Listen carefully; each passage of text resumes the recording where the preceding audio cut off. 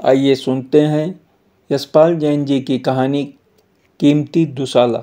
एक बादशाह था, वह बड़ा विलासी था, खूब शराब पीता था और सब तरह की बुराइयां करता था।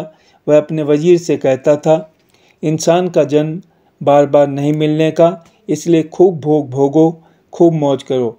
वजीर भला था, बादशाह की हरकतों से उसे बड़ा दुख होता था। मौका देखकर वह कभी कभी बादशाह को समझाता था, लेकिन उसकी समझ में कुछ भी नहीं आता था।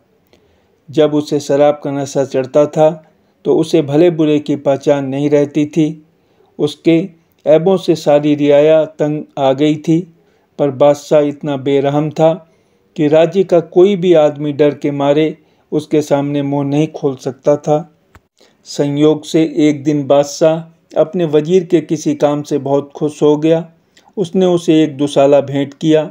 दुसाला बड़ा ही कीमती था, लेकिन जैसे ही वजीर दरबार से बाहर निकला कि उसने उस दुसाले से अपनी नाक पोंछ डाली।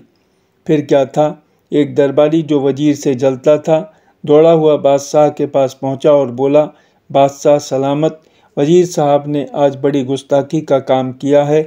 बादशाह ने पूछा, क्या?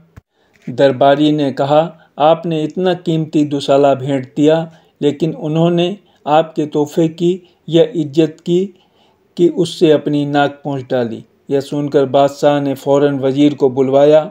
उसके आते ही कहा, तुम्हारी यह जुर्रत कि मेरी तौहीन करो, मेरे दिए दुसाले से नाक पोंछो।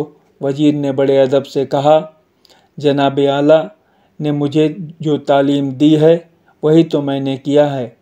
हमने तालीम दी है सो कैसे? बादशाह ने पूछा। वजीर बोला, खुदा ने आपको इस दुसाले से भी ज़्यादा कीमती शरीर दिया है।